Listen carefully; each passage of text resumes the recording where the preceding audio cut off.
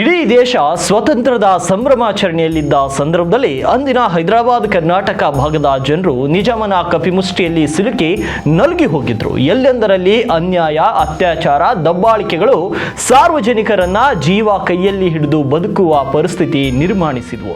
ಆ ಸಂದರ್ಭದಲ್ಲಿ ಉಕ್ಕಿನ ಮನುಷ್ಯ ಸರ್ದಾರ್ ವಲ್ಲಭಾಯಿ ಪಟೇಲ್ ಆಪರೇಷನ್ ಪೋಲೋ ಮೂಲಕ ನಿಜಾಮನ ದಬ್ಬಾಳಿಕೆಯಿಂದ ಮುಕ್ತಿ ನೀಡುವ ಕೆಲಸ ಮಾಡಿದ್ರು. ಅಂತ ಮಹಾತ್ಮನ ಜಯಂತಿಯ ಹಿನ್ನೆಲೆ ಬೀದರ್ ನಗರದಲ್ಲಿ ಸಂಭ್ರಮ ಮನೆ ಮಾಡಿದ್ದು, ಹೈದರಾಬಾದ್ ಕರ್ನಾಟಕ ಭಾಗವನ್ನ ಸ್ವತಂತ್ರಗೊಳಿಸಿದ ಸರ್ದಾರ್ ಪಟೇಲರನ್ನ ಸ್ಮರಿಸುವ ಕೆಲಸವನ್ನ ಬೀದರ್ನ ಸರ್ದಾರ್ ವಲ್ಲಭಾಯಿ ಪಟೇಲ್ ಪ್ರತಿಷ್ಠಾನ ಇಂದು ಮಾಡಿದೆ.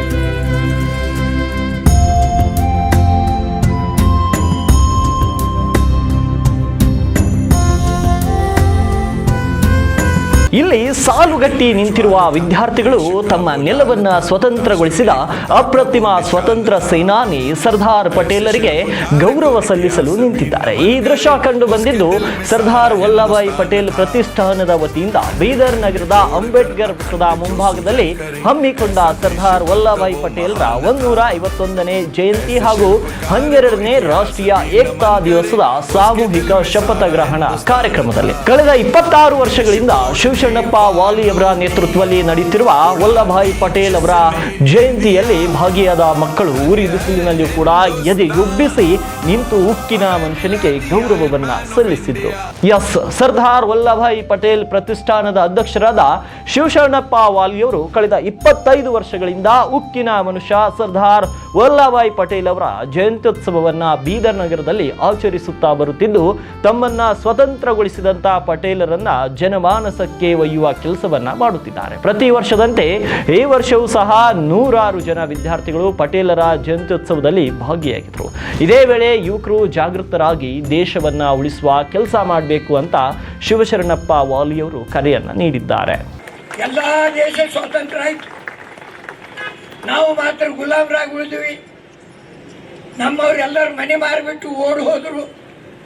ಅಂತ ಪರಿಸ್ಥಿತಿಯಲ್ಲಿ ಸರ್ದಾರ್ ವಲ್ಲಭಾಯಿ ಪಟೇಲರು ಇವಾಗ ಜಾಗೃತ ಆಗಬೇಕು, ಯುವಕರು ತಿಳ್ಕೋಬೇಕು ನಮ್ಮ ದೇಶ ಅಂದರೆ ಏನು, ನಮ್ಮ ದೇಶಕ್ಕೆ ಸ್ವಾತಂತ್ರ್ಯ ಹ್ಯಾಂಗೆ ಸಿಕ್ತು, ನಾವು ಯಾವ ರೀತಿ ಬದುಕ್ತಾ ಇದ್ದೀವಿ, ಇವತ್ತಿನ ದಿವಸ ಏನು ಪರಿಸ್ಥಿತಿ ಅದ, ನಮ್ಮ ದೇಶ ಉಳಿತಲೋ ಇಲ್ಲವೋ, ಇಂಥ ಪರಿಸ್ಥಿತಿಯನ್ನು ಎದುರಿಸ್ತಕ್ಕಂಥ ಶಕ್ತಿ ನಿಮಗೆ ಬರಬೇಕು.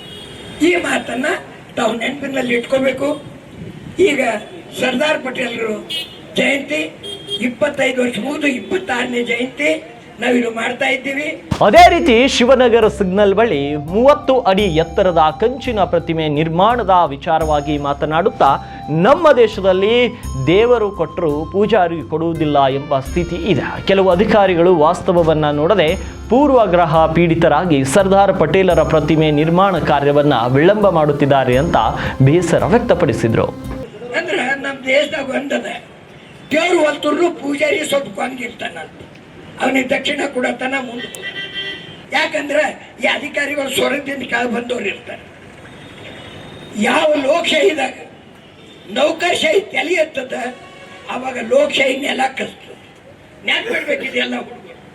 ಎದ್ದು ನೌಕರಶಾಹಿ ತಲೆ ಎತ್ತದ ಆವತ್ತಿನ ದಿವಸ ಲೋಕಶಾಹಿ ಎದ್ಕಂತೀವಿ, ಪ್ರಜಾಪ್ರಭುತ್ವ ಎದ್ಕಂತೀವಿ, ಅದು ನೆಲ ಕಸ್ತದ. ಎದ್ದು ಇದು ತಲೆ ಎತ್ತದ ಅವ್ರು ತಾನೇ ಕಾಲು ಚಾಲು ನಿಂತಿರ್ತಾರೆ. ಅಂತ ಪರಿಸ್ಥಿತಿ ಬರ್ತದ. ಬರಲಿ, ನಾನು ಪಣನೆ ತೊಟ್ಟಿನಿ. ಅವ್ರು ಎಷ್ಟು ಇದು ಮಾಡಿದ್ರು ನಾನು 4 ಜನರಿಗೆ ತಗೊಂಡೋಗಿ ನಿಮ್ಗೆಲ್ಲ ತಗೊಂಡೋಗಿ ಒಂದು ಮೂರ್ತಿ ಕೂಡ್ಬೋದು. ಆದ್ರೆ ಮಹಾಪುರುಷ 565 ಸಂಸ್ಥಾನ ಒಕ್ಕಡೆ ಮಾಡಿದಂಥ ಮಹಾಪುರುಷಕ್ಕೆ ಒಬ್ರಿಗೆ ನಿಂದಿರ್ಲಾಕ ಜಾಗ ಸಿಗ್ತಾ ಇಲ್ಲ. ಇದರಂತ ನಾಚಿಕೆ ಹಿಡಿತನ ಸರ್ಕಾರಕ್ಕೆ ನಮ್ಗೆ ಬೇರೆ ಮತ್ತೊಂದಾಗತ್ತಿಲ್ಲ. ಅದಕ್ಕೆ ಈ ಕಾರ್ಯಕ್ರಮ ಆಗ್ತದ. ಮೂರ್ತಿ ಹೆಂಗೂ ಆಗ್ತದ. 31 ಅಡಿ ಎತ್ತರದ ಮೂರ್ತಿ ಆಗ್ತದ, ಕಂಚಿನ ಮೂರ್ತಿ ಆಗ್ತದ, 5 ಕೋಟಿದ ಎಸ್ಟಿಮೇಟ್ ಅದ. ಮತ್ತು ಆ ಮೂರ್ತಿ ಕೂಡಿಸ್ತಾನ. ನನ್ನ ವಯಸ್ಸು 94 ಆದ್ರೂ ನಾ ಏನು ಸಾಯಲ್ಲ. ಮೂರ್ತಿ ಕೂರ್ಸಿದ ಮೇಲೆ ಸಾಯ್ತೀನಿ ಹೇಳ್ತಾನೆ. ಇದು ಗ್ಯಾರಂಟಿ. ಮ್ಯಾಲಿನ ಬಂದೂರ್ನ ಹೇಳ್ತೀನಿ, ತಮ್ಮ ನಂದೊಂದು ಕೆಲಸ ಅದ, ಅದು ನೀವು ಪೈಲೆ ಮಾಡಿ ಇವತ್ತೇ ಕರ್ಕೊಂಡು ಇಲ್ಲ ಅದು ಆಗಸ್ಟ್ ನಾ ಬರಲ್ಲ. ಅದಕ್ಕೆ ಆ ಕಾರ್ಯವನ್ನು ತಾವು ಮಾಡಬೇಕು. ಇಡೀ ದೇಶವೇ ಸರ್ದಾರ್ ವಲ್ಲಭಾಯ್ ಪಟೇಲ್ ಅವರ ಜನ್ಮದಿನವನ್ನ ಸಂಭ್ರಮಿಸುತ್ತಿರುವ ಸಮಯದಲ್ಲಿ ಕಲ್ಯಾಣ ಕರ್ನಾಟಕ ಭಾಗದ ಸ್ವತಂತ್ರ ರೂವಾರಿಯಾದಂತಹ ಪಟೇಲರ ಜನ್ಮದಿನವನ್ನ ಬೀದರ್ ಜಿಲ್ಲಾಡಳಿತದ ವತಿಯಿಂದ ಆಚರಿಸದೇ ಇರುವುದು ಶೋಚನೀಯ. ಇನ್ನಾದರೂ ಬೀದರ್ ಜಿಲ್ಲಾಡಳಿತ ಹಾಗೂ ಜನಪ್ರತಿನಿಧಿಗಳು ಎಚ್ಚೆತ್ತುಕೊಂಡು ಪಟೇಲರ ಕಂಚಿನ ಪ್ರತಿಮೆಯನ್ನ ಸ್ಥಾಪನೆ ಮಾಡಿ ಈ ದೇಶಕ್ಕಾಗಿ ತನ್ನ ಜೀವನದುದ್ದಕ್ಕೂ ದುಡಿದ ಪಟೇಲರಿಗೆ ಗೌರವ ಸಲ್ಲಿಸಬೇಕು ಅಂತ ವಿಧಾನ ಪರಿಷತ್ನ ಮಾಜಿ ಸಭಾಪತಿ ರಘುನಾಥರಾವ್ ಮಲ್ಕಾಪುರೆ ಸಲಹೆಯನ್ನ ನೀಡಿದ್ರು. ಸರ್ದಾರ್ ವಲ್ಲಭಾಯ್ ಪಟೇಲ್ 150ನೇ ಜನ್ಮದಿನ ಇಡೀ ದೇಶದಲ್ಲಿ, ವಿಶೇಷವಾಗಿ ಕೇಂದ್ರ ಸರ್ಕಾರ ಮತ್ತೆ ನಮ್ಮ ದೇಶದ ಪಂಚಪ್ರಧಾನ ಮತ್ತು ಗೃಹ ಸಚಿವರು ಇಡೀ ದೇಶದಲ್ಲಿ ಇವತ್ತು ಸರ್ದಾರ್ ವಲ್ಲಭಾಯ್ ಪಟೇಲ್ ಅವರ ಒಂದು ಜಯಂತಿಯನ್ನು ಬಹಳ ವಿಶೇಷ ದೃಷ್ಟಿಯಿಂದ ಆಚರಣೆ ಮಾಡಬೇಕು ಅನ್ನಂತ ಆಗ್ತಿದ್ರು ಕೂಡ ನಮ್ಮ ಜಿಲ್ಲಾಡಳಿತ ನನ್ಗೆ ಗೊತ್ತಿಲ್ಲ. ನಮ್ಮ ರಾಜ್ಯದಲ್ಲಿ, ನಮ್ಮ ಜಿಲ್ಲೆಯಲ್ಲಿ ಜಿಲ್ಲಾಡಳಿತ ಸರ್ದಾರ್ ವಲ್ಲಭಾಯ್ ಪಟೇಲರ 150ನೇ ಜಯಂತಿಯನ್ನ ಸರ್ಕಾರದಿಂದ ಆಚರಣೆ ಮಾಡ್ತಿದೀವೋ ಮಾಡ್ತಿಲ್ಲ ನನಗೇನು ಗೊತ್ತಿಲ್ಲ. ಈ ನೋಡಿದ ವಾತಾವರಣ ನೋಡಿದಂತ ಅವ್ರು ಆಚರಣೆ ಮಾಡ್ತಾ ಇಲ್ಲ ಅಂತ ಅನಿಸ್ತಾ ಇದೆ. ಈಗ ಆಫೀಸ್ ಹಿರಿಯರು ಹೇಳ್ತಾರೆ ಆಫೀಸಿಗೆ ಸೀಮಿತ ಮಾಡ್ತಿದ್ದಾರೆ ಅಂತ ಹೇಳಿ. ಇದು ಒಂಥರ ದುರದೃಷ್ಟ ಅಂತ ನಾನು ವೈಯಕ್ತಿಕ ಅಭಿಪ್ರಾಯ. ಇದು ನಾನು ಯಾರನ್ನು ದ್ವೇಷ ಮಾಡುತ್ತದಲ್ಲ. ನೀವೆಲ್ಲರೂ ಗುಜರಾತಿಗೆ ಹೋಗ್ಬೇಕು. ಗುಜರಾತಿನಲ್ಲಿ ಏನು ವಿಶ್ವದಲ್ಲಿ ಎಲ್ಲಕ್ಕಿಂತ ದೊಡ್ಡ ಪುತ್ಥಳಿ ಇವತ್ತು ಯಾರ್ದು ಅಂದ್ರೆ ಅದು ಸರ್ದಾರ್ ವಲ್ಲಭಾಯ್ ಪಟೇಲ್. ಪುತ್ಥಳಿಗಿಂತಲೂ ಏನು ಗುಜರಾತ್ನಲ್ಲಿ ಇವತ್ತು ಆ ಪುತ್ಥಳಿಯನ್ನು ನಿರ್ಮಾಣ ಮಾಡಿದ್ದಾರೆ. ಆ ಪುತ್ಥಳಿಗಿಂತ ಮೊದಲನೇ ಪುತ್ಥಳಿ ತಯಾರಾಗಿದ್ದು ಎಲ್ಲಿ ಅಂದ್ರೆ ಅದು ಬೀದರ್ನಲ್ಲಿ ಸನ್ಮಾನ್ಯ ಶ್ರೀ ಶಿವಶರಣಪ್ಪ ವಾಲಿಯವರು ಅವರ ನೇತೃತ್ವದಲ್ಲಿ 30 ಅಡಿ ಎತ್ತರದ ಏನು ಪುತ್ಥಳಿಯನ್ನು ಮಾಡಿ ಇಟ್ಟಿದ್ದಾರೆ.